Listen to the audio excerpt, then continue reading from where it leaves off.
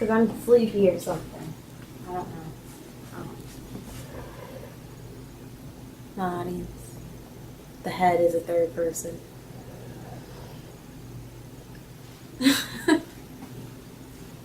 Julia Andrews and Adele are two very talented women with two very great voices and careers. But even with all of this in common, they still remain incredibly different when it comes to vocals and style. Julia Andrews started her career in 1956 in the Broadway play The Boyfriend, and 2 years later she became a star. She's known for her role as Mary Poppins in a Walt Disney film. To younger audiences, she is known as Queen Clarice Rinaldi in the film Princess Diaries and a sequel that was released in 2004, but she's most well known for her 4-octave vocal range. Adele is a singer-songwriter-musician who was discovered in 2006 when her friend posted her demo on MySpace. Her first album, 19, earned her 2 Grammy Awards, one for Best Female Pop Vocal and one for Best New Artist. Her second album, 21, is her most well-known album, and it showcases her soulful vocals on her most popular songs, Rolling in the Deep and Someone Like You. These artists are obviously incredibly different, but they have one very serious vocal issue in common, and that is vocal nodules. According to Medscape, vocal nodules are benign growths that form on the vocal cords when abused. The growth causes a great deal of pain, hoarseness, and stress on the voice when singing and speaking. Teachers, singers, and cheerleaders use their voices a lot, and they are most likely to form vocal nodules on their vocal cords.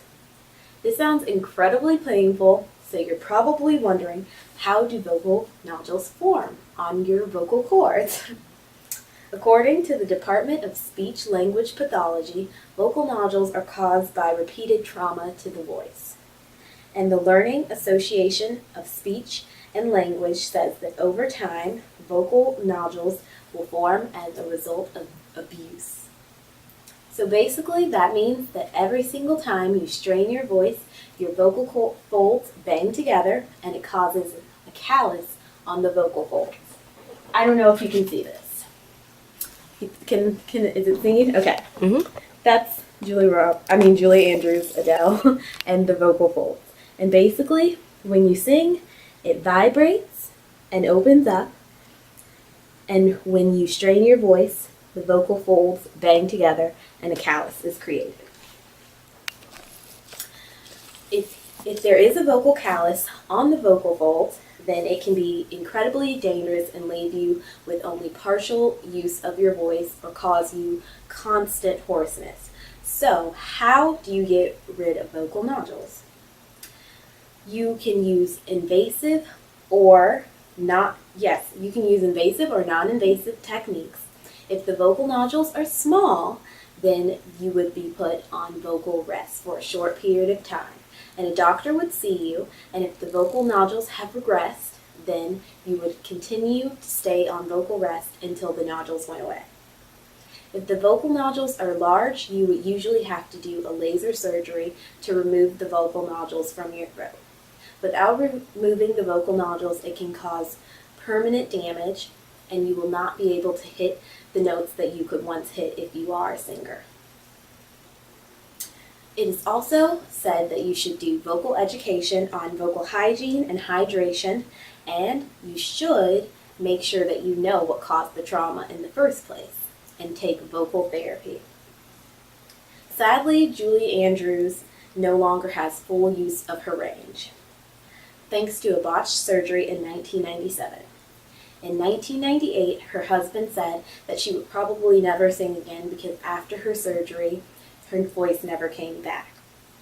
Adele suffered from vocal nodules also and was put on vocal rest. After vocal rest, she decided to keep singing even though her vocal nodules had not went away, and that resulted in her vocal nodules hemorrhaging, which sounds completely horrible, but she decided to get laser surgery to get them removed, and thankfully it worked, and she still sings with her soulful voice and brings joy to the world. Singers, teachers, and cheerleaders losing their voice is like fish without scales. So, if you are a singer, teacher, or cheerleader, make sure you take care of your voice. Thank you.